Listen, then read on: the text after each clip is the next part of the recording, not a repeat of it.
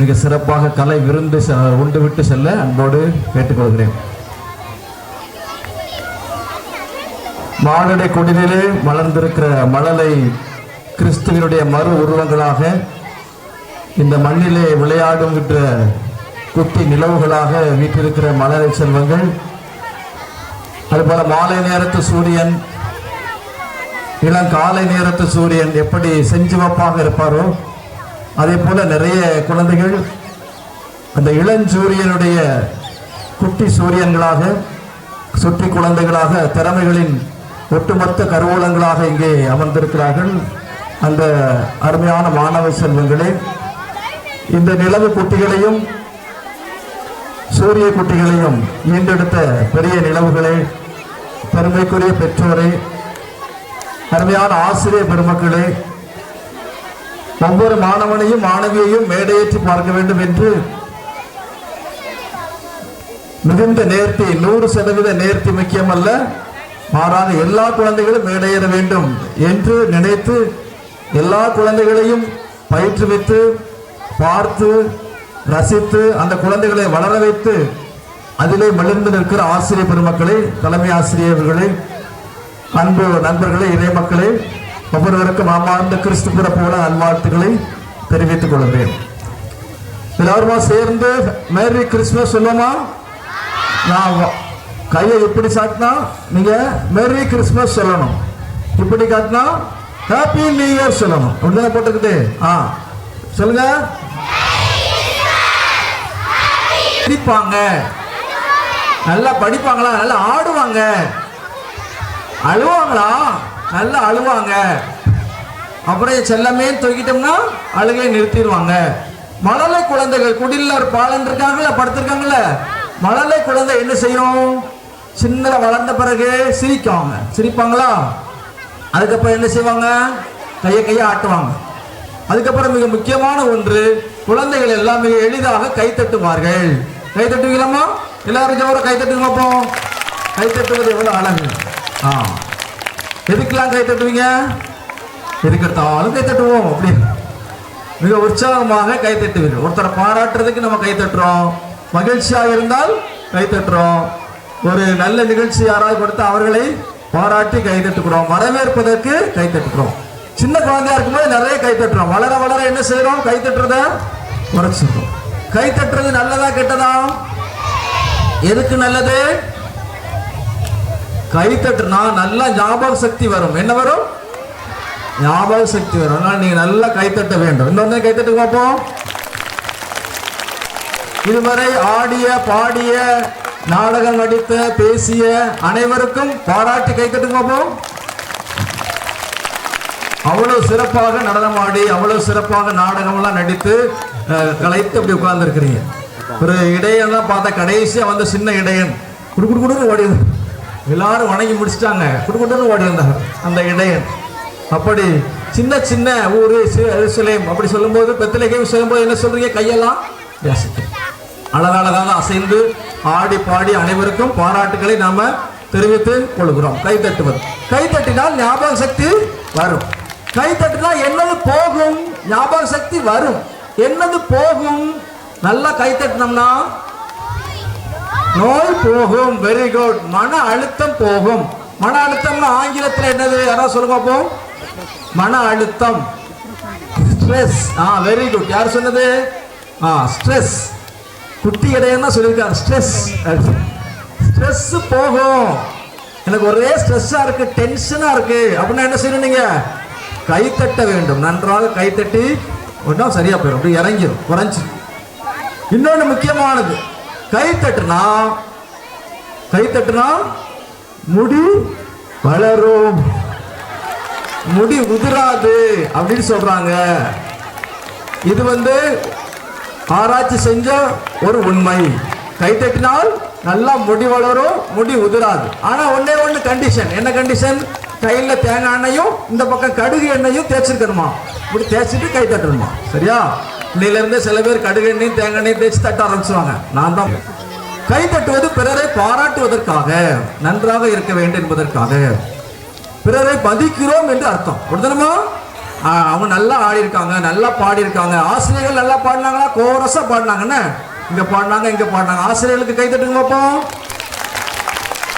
ஆனா அவங்களுக்கு கொஞ்சம் மன அழுத்தம். ஐயோ அங்க பாடும்போது கரண்ட் போயிட்டே. நான் சொன்னேன், உங்க பாட்டை கேட்டு கரண்டே மெய் மறந்துச்சு, எவ்வளவு அழகா சேர்ந்து பாடுறாங்களே அப்படின்னு. கரண்டுக்கே கொஞ்ச நேரம் ஷாக் ஆயிடுச்சு. கரண்டுக்கே ஷாக்கா? கரண்டுக்கே ஷாக் கொடுத்த நம்ம ஆசிரியர்கள். நம்ம திரும்பவும் கரண்ட் வந்துச்சு. ஐயோ நம்ம ஃபாதர் பேச வர்றாங்க, நமக்கு திரும்ப போயிடுவோம் அப்படின்னு சொல்லி கரண்ட் திரும்பவும் வந்துடுச்சு. கை தட்டுறதுக்கு அவ்வளவு பவர். நாம் பிறரை மதிப்பதற்காக கை தட்டுகிறோம். இயேசு கிறிஸ்து மற்ற மனிதர்களை மதித்தாரா? இயேசு கிறிஸ்து மற்றவங்கள மதிச்சிருக்காங்களா, பாராட்டிருக்காங்களா? ஆமா. திருமுழுக்கு யோவானை பற்றி இயேசு கிறிஸ்து என்ன சொன்னாங்க? பெரியவங்க சொல்லுங்க, பெற்றோர். திருமுழுக்கு யோவானை இயேசு என்ன சொன்னார்? மனிதராக பிறந்தவர்கள் திருமுழுக்கு யோவானை விட பெரியவர் யாருமே இல்லை.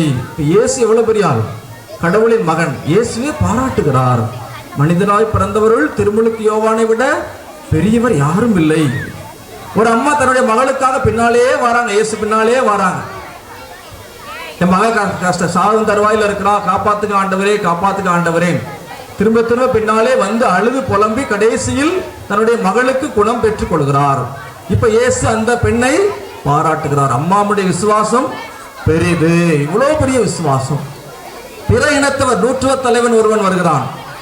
ஆண்டவரே வீட்டுக்கே வர வேண்டாம், ஒரு வார்த்தை சொல்லுங்க போதும் அப்படின்னு சொல்லுகிற போது இஸ்ராயல் மக்கள்கிட்ட கூட இவ்வளவு பெரிய விசுவாசத்தை நான் பார்க்கவில்லை என்று பாராட்டுகிறார். இயேசு எல்லாரையும் பாராட்டுகிறார் என்றால் நாம் எல்லோரையும் அவர் மதிக்கிறார். நாம் எல்லோரும் அவருடைய கண்மணிகள். நாம் அனைவரும் யாருடைய கண்மணிகள்? இயேசுவின் கண்மணிகள். எல்லாரும் சேர்ந்து சொல்லுங்க, நாம் அனைவரும். திரும்ப, நாம் அனைவரும் இயேசுவின் கண்மணிகள். நாம் அனைவரும் இயேசுவின் கண்மணிகள். இயேசு எல்லாரையும் மதிக்கிறார், பாராட்டுகிறார். நாம் எல்லாம் வளர வேண்டும், நன்றாக இருக்க வேண்டும் என்று அவர் விரும்புகிறார். இப்ப இயேசுவை பார்க்க வந்தவங்க, இயேசுவை பார்க்க ஆசைப்பட்டவங்க, மற்றவங்களை மதிச்சவங்களும் இருந்தாங்க, மதிக்காதவங்களும் இருந்தாங்க. யாரை? இடையர்கள் நடிச்சாங்களா? இடையர்கள். அவர்கள் யாரை மதித்தார்கள்? கபிரியேல் தூதர். தூதர்கள் கூட்டம் எல்லாம் வந்தது இல்ல, தூதர்கள் கூட்டம் எல்லாம் வந்த போது இந்த தூதர்கள் ஏதோ சொல்றாங்க என்று இடையர்கள்.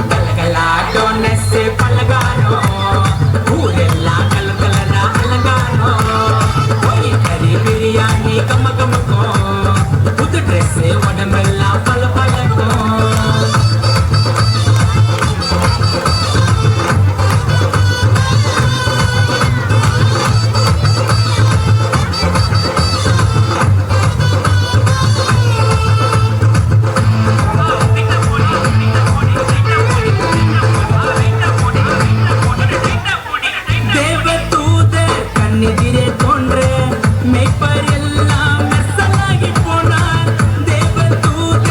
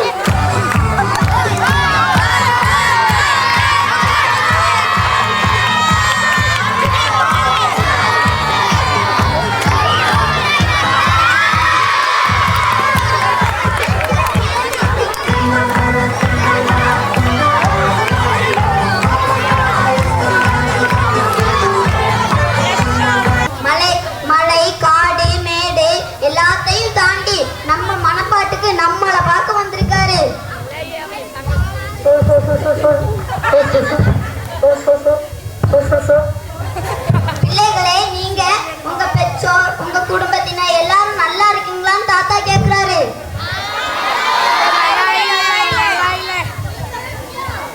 தாத்தாக்கு ஒரு ஹாய் சொல்லிடுவோமா?